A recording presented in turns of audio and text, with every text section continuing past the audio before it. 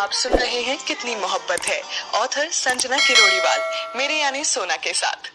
बाल सुखाकर मीरा वहां से निधि के कमरे की ओर आती है। रघु कमरे की सफाई कर चुका था। निधि अपने और मीरा के लिए कॉफी ले आई और उसे लेकर अपने कमरे में आई। मीरा ने देखा कमरा बहुत खूबसूरत था। बड़ा सा गद्देदार बिस्तर जिस पर फूलों वाली बेडशीट बिछी हुई थी, चौकोर और गोल तकियों का ढेर लगा हुआ था। उन्हीं के बीच पड़ा था एक हल्के गुलाबी रंग का टेडी। मीरा कमरे का जायजा लेने लगी। बिस्तर के बिल्कुल सामने कबर्ड बने थे, उनसे लगकर अटैच बाथरूम था। दीवार से लगकर एक स्टडी टेबल था जिसके ऊपर किताबें रखी थी और एक नाइट लैम्प भी। बिस्तर से कुछ ही दूर एक बड़ी खिड़की थी और उससे लगकर एक बालकनी थी जिसमें हल्के गुलाबी रंग के पर्दे थे। मीरा को ऐसे देखकर निधि ने कहा, अरे क्या हुआ, बैठो ना, कॉफी ठंडी हो जाएगी। कहकर निधि बिस्तर के एक किनारे पर बैठ गई और निधि की ओर देखकर कहा, समझ नहीं आ रहा निधि, तुम्हारा ये एहसान हम कैसे चुका पाएंगे। तुमने हमें यहाँ लाकर हम पर बहुत बड़ा एहसान किया है। तुम फिर शुरू हो गई। नीचे दादू ने क्या कहा था कि एक दोस्त ही दोस्त के काम आता है, तो इसमें एहसान कैसा हुआ बोलो। निधि ने डपकते हुए कहा, तुम नहीं जानती निधि, तुमने हमारे लिए क्या किया है। मीरा ने शांत भाव से कहा, अच्छा जब जरूरत होगी तब हम तुमसे कुछ मांग लेंगे, तुम दे देना, उतर जाएगा एहसान। निधि ने कॉफी का घूंट भरते हुए कहा, ठीक है। मीरा ने कहा, ऐसे नहीं, वचन दो मुझे, तुम राजपूत लोगों के लिए तुम्हारा वचन बहुत इंपॉर्टेंट होता है ना, चलो दो। निधि ने हाथ आगे करते हुए कहा। मीरा ने उसके हाथ पर अपना हाथ रखा और कहा, हम वचन देते हैं, तुम जो मांगोगी हम देंगे। निधि मुस्कुराते हुए मीरा के गले लगी और कहा, तुम खुश रहो, इससे ज्यादा मुझे कुछ नहीं चाहिए। मीरा भी मुस्कुरा दी। निधि ने वहीं बैठे बैठे मीरा को घर वालों के किस्से सुनाना शुरू किए।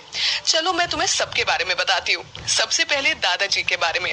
दादू एकदम मस्त इंसान है, मैंने कभी भी उनको गुस्सा करते नहीं देखा, हमेशा हंसते मुस्कुराते रहते हैं। सबसे ज्यादा प्यार दादी माँ को करते हैं। जानती हो, उस जमाने में भी दोनों ने लव मैरिज की थी। हाउ रोमांटिक ना। दादी माँ कोलकाता से हैं, इसीलिए साल में एक बार दादा दादी वहाँ जरूर जाते हैं एज अ लव बर्ड्स। हंसने लगती है निधि। इस उम्र में भी उन दोनों के बीच इतना प्यार है, सच में दादी माँ बहुत लकी है, मीरा ने कहा। निधि मुस्कुराई और कहने लगी, हाँ बिल्कुल, उन दोनों के बाद मम्मी पापा है।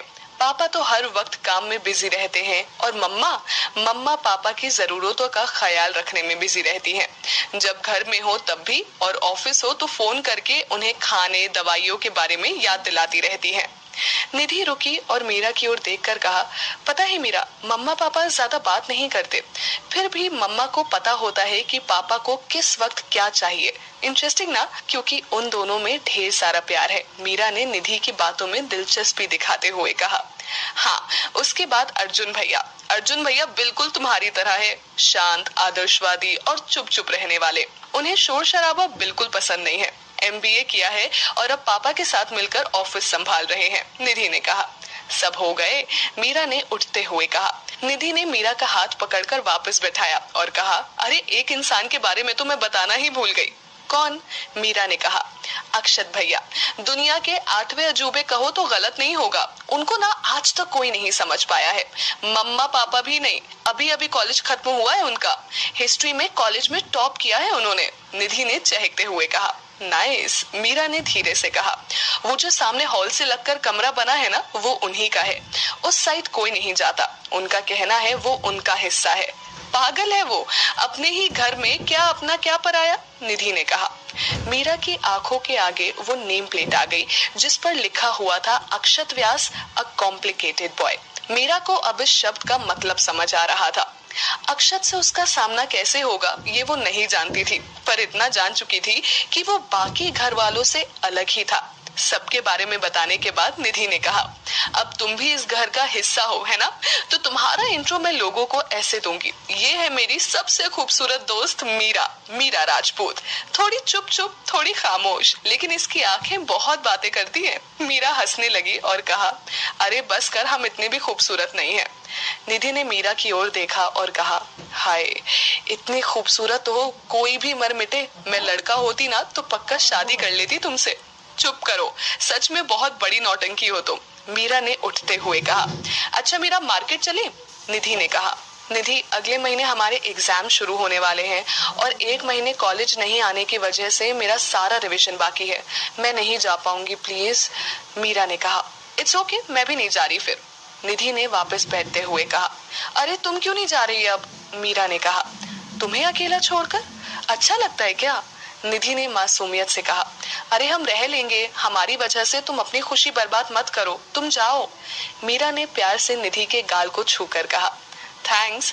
अच्छा मीरा, वो जो फर्स्ट फ्लोर वाला कबर्ड है ना, वो खाली है, उसमें तुम अपने कपड़े और बाकी सामान रख लेना और बुक्स मेरी वाली टेबल पर ही रख लेना, और कुछ चाहिए हो तो मम्मा से कह देना या मुझे फोन कर लेना, निधि एक सांस में बोल गई। हम सब देख लेंगे, तुम बेफिक्र होके जाओ, मीरा ने अपना बैग खोलते हुए कहा। निधि अपना पर्स और फोन लेकर वहां से चली गई। मीरा ने दरवाजा बंद किया और फिर निधि के बताए कबर्ड में अपने कपड़े और सामान रखने लगी। सामान रखकर मीरा ने अपनी किताबें निकाली और पढ़ने लगी। किताबों के बीच 1 घंटा कब निकल गया मीरा को पता ही नहीं चला। उसने एक किताब उठाई और लेकर बालकनी में पड़ी कुर्सी पर आ बैठी। मीरा इत्मीनान से किताब के पन्ने पलटते हुए पढ़े जा रही थी। तभी एक तेज चमक उसे अपने चेहरे पर महसूस हुई। मीरा ने उस ओर देखा, लेकिन वो चमक सीधी उसकी आंखों में पड़ रही थी, जिससे वो चाह कर भी अपनी आंखें नहीं खोल पा रही थी। वो तेज चमक शीशे की थी। मीरा साइड में हुई तो पत्तों की ओट में नीचे खड़े किसी शख्स की आंखें दिखी। जिस शीशे की चमक मीरा की आंखों में आ रही थी, वो शीशा नीचे खड़े उस शख्स की घड़ी का ही था, जो उसके हाथ में बंधी हुई थी। जैसे ही उसने हाथ ऊपर किया, एक बार फिर वही रोशनी मीरा के चेहरे पर आ गिरी। मीरा ने देखने की कोशिश की, लेकिन इस बार सिर्फ उसके सुर्ख होंठ दिखाई दिए। मीरा को झुंझलाहट हो रही थी। एक तो वो तेज रोशनी, ऊपर से वो नीचे खड़े उस शख्स को देख नहीं पा रही थी। उसकी आंखों ने मीरा के दिल में बेचैनी बढ़ा दी थी। बालकनी से लगी हुई तार पर कपड़े सूख रहे थे। मीरा ने जैसे ही उस तार को पकड़ा, वो तार टूटी और उसके सारे कपड़े मीरा पर आ गिरे। मीरा उन कपड़ों में ऐसी उलझी कि उस शख्स को देख ही नहीं पाई। जब उठी और नीचे देखा तो वो उसे बाहर जाता दिखा। मीरा को पहली बार बहुत निराशा हुई। हाथ में पहनी लड़के की घड़ी का शीशा अभी भी चमक रहा था। चलते चलते उसने जैसे ही हाथ उठाया, एक तेज रोशनी एक बार फिर मीरा की आंखों में आ गिरी। मीरा अंदर आकर लेट गई, लेकिन आंखों के आगे बार बार वो 2 आंखें और सुर्ख होठ आ रहे थे। मीरा की झुंझलाहट अब और ज्यादा बढ़ गई तो वो कमरे से बाहर आ गई। नीचे आकर वो बगीचे में दादी के पास चली आई। दादी ने देखा तो उसे पास आने को कहा और बोली, मन लग गया ना तुम्हारा यहाँ? जी दादी माँ, मीरा ने धीरे से कहा। आओ बैठो, दादी ने बड़े प्यार से कहा तो मीरा आकर उनके पास बैठ गई। दादी ने बड़े गौर से देखा और कहा, तुम कुछ परेशान नजर आ रही हो, मुझे बताओ, किसी ने कुछ कहा? नहीं दादी माँ, ऐसी कोई बात नहीं है, सब बहुत अच्छे हैं, मीरा ने नजरें चुराते हुए कहा। तो फिर इतने प्यारे से चेहरे पर परेशानी के भाव क्यों? देख, मैं दादी माँ हूँ, चेहरा पढ़ लेती हूँ, दादी माँ ने शरारत से मुस्कुराते हुए कहा। दादी माँ, वो अभी यहाँ नीचे कोई था क्या? मीरा ने झिझकते हुए कहा। यहाँ? हाँ, वो कुछ देर पहले अक्षत आया था, लेकिन वो पट्टा एक जगह टिकता कहाँ है, आया कि वापस चला गया। उस लड़के को बस दिन भर घूमना फिरना मस्ती करनी है, पता नहीं अपनी जिम्मेदारियों को कब समझेगा ये, दादी ने कहा। ओ, तो वो थे, अभी उससे मिली भी नहीं हूँ और टॉर्चर करना शुरू। आई होप हम उससे ना ही मिले, मीरा ने मन ही मन कहा। क्या हुआ, तुमसे कुछ कहा उसने? दादी ने पूछा। नहीं दादी माँ, कुछ नहीं कहा, हम तो बस ऐसे ही पूछ रहे थे, मीरा ने कहा। अच्छा, तुम कहाँ से हो? दादी ने पूछा। जी भोपाल से, मीरा ने कहा, और उसके बाद दोनों के बीच बातचीत शुरू हो गई, जिससे मीरा उन आंखों को कुछ देर के लिए भूल गई।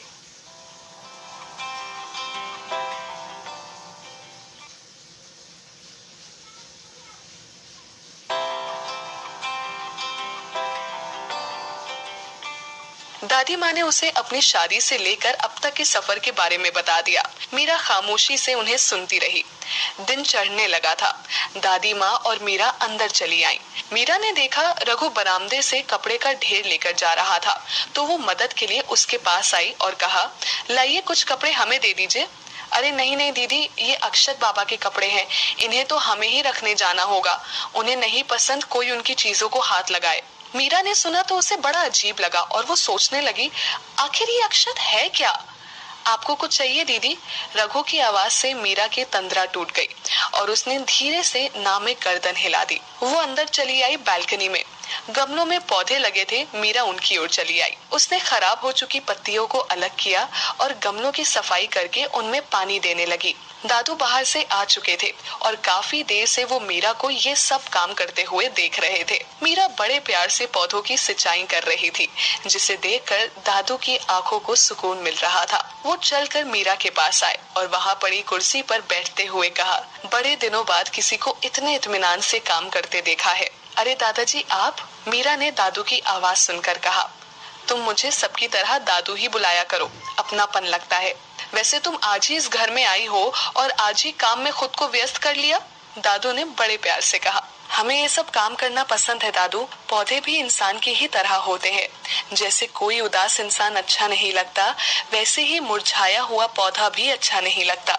और हमारी माँ कहती थी कि मुरझाए हुए पौधे घर में रखना अच्छा शगुन नहीं होता है। मीरा ने धीमी आवाज में पौधे पर लगे उस छोटे से फूल को सहलाते हुए कहा, तुम तो बहुत समझदार बच्ची हो। ये पौधे अक्षत लाया था जब पिछले साल हम सब बना